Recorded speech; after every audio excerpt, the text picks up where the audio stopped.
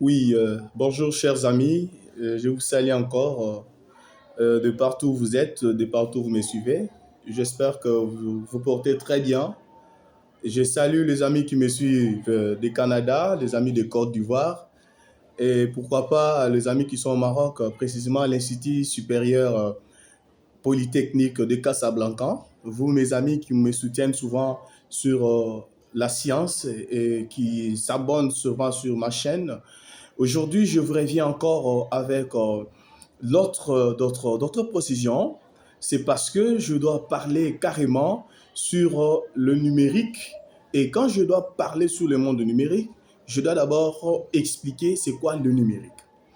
Pour les débutants, c'est quoi le numérique? Le numérique, c'est le fait de prendre un document physique et le mettre en logique.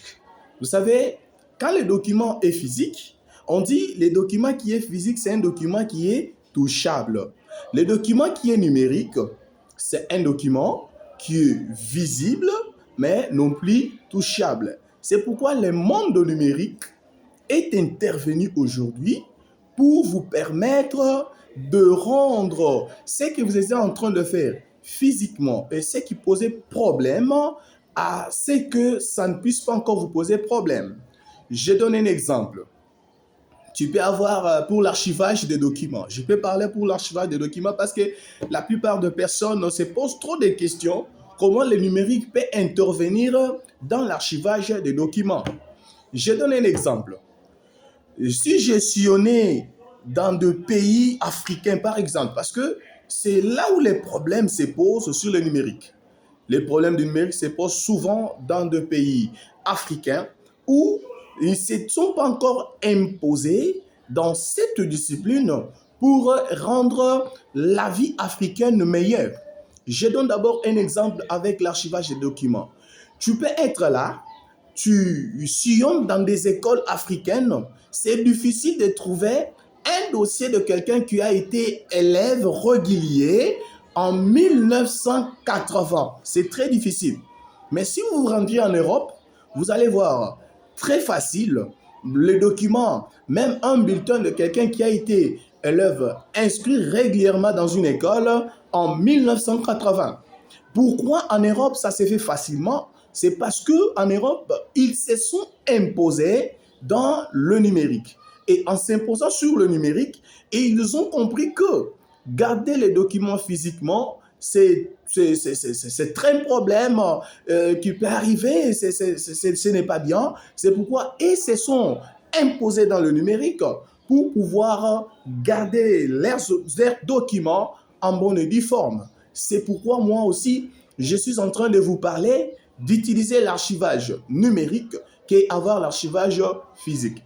Parce que quand vous avez l'archivage physique, le jour où le document ou l'endroit aura un problème, où vous allez vous retrouver à l'endroit en fait, ça sera très difficile de récupérer ce qui est comme votre document. Alors c'est pourquoi je vous invite de me suivre tous les jours, de vous abonner sur ma chaîne YouTube, de vous abonner sur mon compte TikTok pour ne rien manquer. Parce que je ferai que vous parler du numérique. Je ferai de vous parler comment le numérique peut influencer sur ta vie. Comment tu peux gagner ta vie dans le numérique. Comment tu peux innover dans le numérique et comment tu peux avoir tes rêves se transformer à une réalité dans le numérique. C'est votre serviteur Michel Hassan Moununga, l'ingénieur A0 en informatique industrielle, qui vient encore avec force pour vous parler nécessairement du numérique. Et j'espère que tout le monde a compris pour ce qui signifie le numérique. Je me répète, c'est le fait de transformer un document physique à un document logique. Un document logique, c'est un document qui peut être traité à l'ordinateur ou bien dans une machine quelconque. C'est un peu ça ce que vous pouvez vraiment comprendre. C'est pourquoi, chers amis, je vous invite toujours de ne plus encore donner beaucoup de chances à vos documents physiques, mais à donner beaucoup de chances à vos documents logiques. Merci beaucoup et portez-vous bien. Nous allons nous voir au prochain numéro. Bye.